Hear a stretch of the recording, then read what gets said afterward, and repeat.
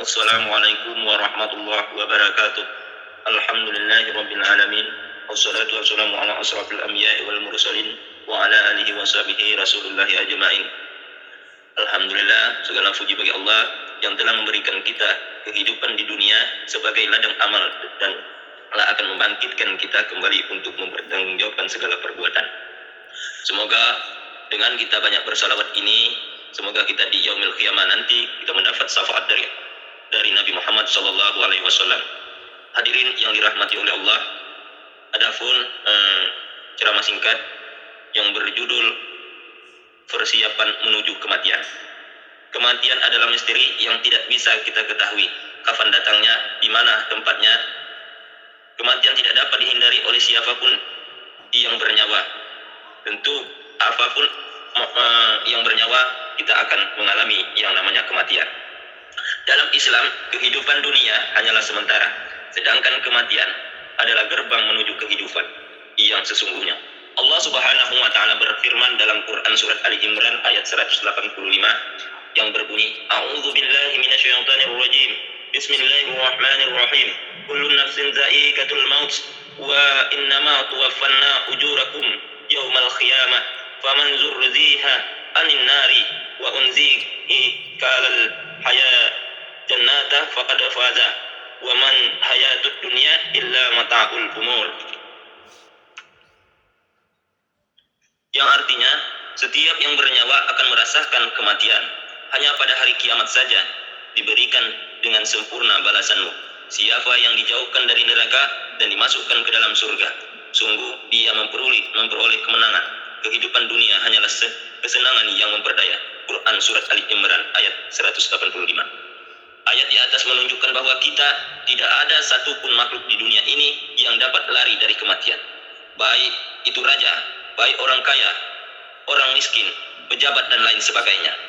Kematian adalah pintu menuju kehidupan akhirat yang abadi, di mana setiap amal perbuatan kita akan dipertanggungjawabkan di hadapan Allah Subhanahu wa taala.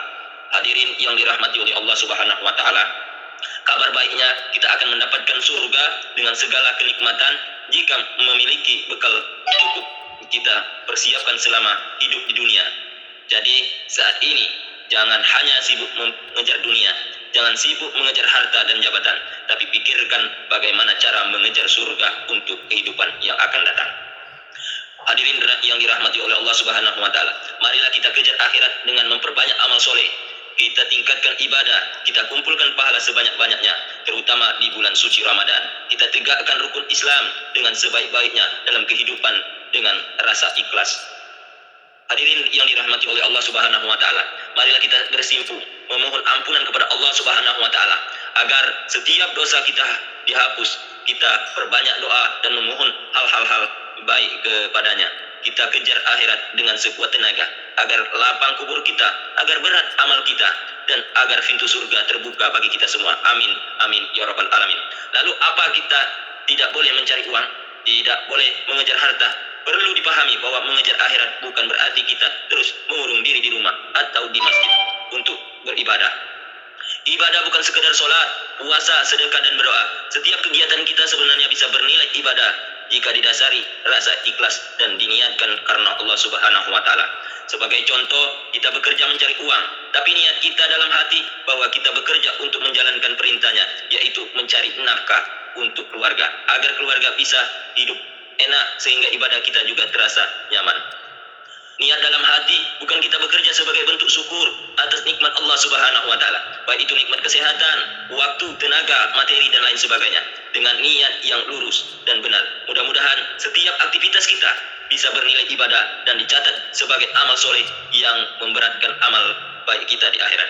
Hadirin yang dirahmati oleh Allah Subhanahu wa taala, marilah kita persiapkan diri ini menuju alam kematian. Marilah kita gunakan sisa umur ini dengan memperbanyak amal soleh, menjaga hubungan baik dengan Allah dan sesama, serta selalu memohon ampunannya sehingga kita ajal menjemput kita dalam keadaan mati husnul khatimah. Semoga Allah Subhanahu wa taala memberi kita hidayah dan kekuatan untuk kita semua selalu berada di jalannya. Amin, Allahumma amin. Semoga ceramah singkat ini bermanfaat bagi kita semua. Amin ya rabbal alamin. Assalamualaikum warahmatullahi wabarakatuh.